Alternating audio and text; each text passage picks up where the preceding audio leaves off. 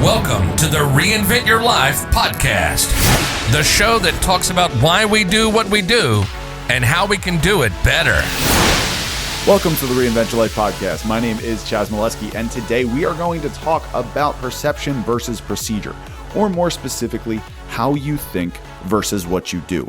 And now this is such an important topic that we need to address because it gets twisted in today's society. See, a lot of us associate a certain outcome with a certain activity. You go to the gym, you build muscle. You go for a run, you lose weight. You eat a salad, you're healthy. We put all these associations towards other things. That even gets into the business world, right? You run some ads online, you get clients. We have this association of saying, if I do this one thing, then I'm going to get this other result.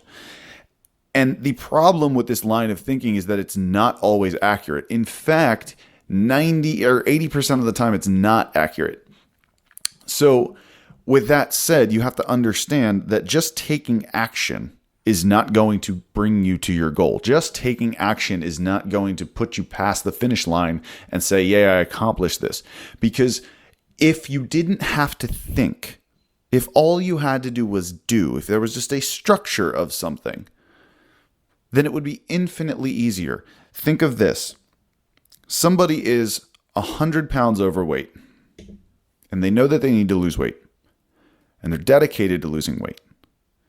So they start going to the gym, they start eating healthier, they start changing all of these elements of their life that up until this point could have been 20, 30, 40 years previous where they were not doing these habits. Now, all of a sudden they've switched. All of a sudden this has changed. Inevitably, at some point within the first 2 to 4 weeks, they're going to have a mindset shift. And that mindset shift is going to ask them, do you really want to keep doing this? And they have to answer that question, because as they start thinking about it, they start realizing that changing your body, losing weight, going on that type of journey for somebody that's never done it before or hasn't done it in a very long time, if that's the case, it's very challenging. And it's a whole new experience, and it's a whole new level of pain. So sometimes, even though they're performing the right actions, they're in so much pain, just uncomfortability. They feel embarrassed going to the gym. None of their life is exciting to them. They have to diet. They got to give up all this old stuff that they used to have at one point. That's a ton of change all at once. And for them, that pain can become greater than just living the way that they were, keeping that extra 100 pounds. And this is how people stay stuck. So this is why you need to understand the difference between what you think versus what you do.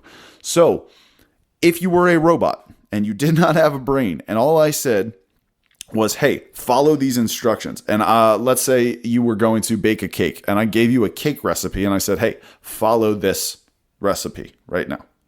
You said, okay, great. I'll do that. Then simple. You do it because you're a robot. You don't think about it, right? So let's say now, instead of that, I give you this cake recipe and it's got coconut in it and you hate coconut. And you're like, well, I don't want to make a coconut cake. And now you start thinking about it, right? And I'm like, no, but I really want you to make it. And you're like, I don't like coconut. It's not an ingredient that I enjoy.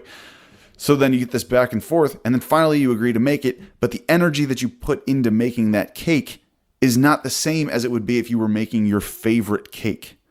Because it's a whole different energy. It's a whole different mindset about what you're doing. So if you're not getting enjoyment from the process, if the mindset is not being fed in a way that empowers you to do more of the thing that you're taking action towards, then most likely you're going to get overwhelmed. It's going to feel painful. You're going to sink back into old patterns because that's the comfortable area to be in. So remember, when you're going after anything, the first step beyond any form of taking action is getting your mind right. And I mean doing this daily. So if you are trying to make more money in your business, if you are trying to lose weight, if you are trying to just get a better relationship with your children or your spouse or your boyfriend, girlfriend, whatever, if you're trying to do anything, you have to set your intention. You have to get your mind right to go after the activity. Let's say you're trying to improve your relationship with your kids, and your kids are a nightmare. They scream all the time. They throw tantrums all over the place, and it feels like you can never catch a break. So if that's what you're thinking about, and that's the mindset that you have going into trying to grow this relationship, you're going to be expecting the worst. It's what you're looking for. It's what you tuned your brain into, is saying these children are horrible. They're awful. How do I change them? How do I make them calm down? That's a terrible place to be in.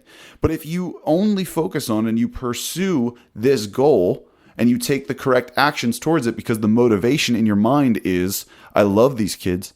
I can't wait to watch them grow up. I want to experience what they're experiencing, but I want to see how best I can guide them in this situation. And so to do that, I need to do X, Y, and Z.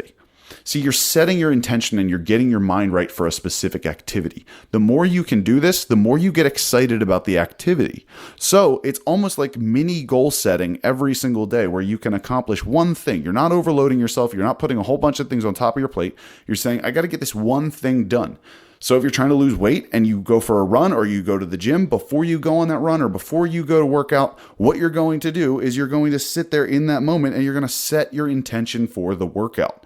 So you're going to say, I'm doing this for me. I'm doing this for future me. Every step I take forward is propelling me in the direction of my future, and that's a future of my choosing.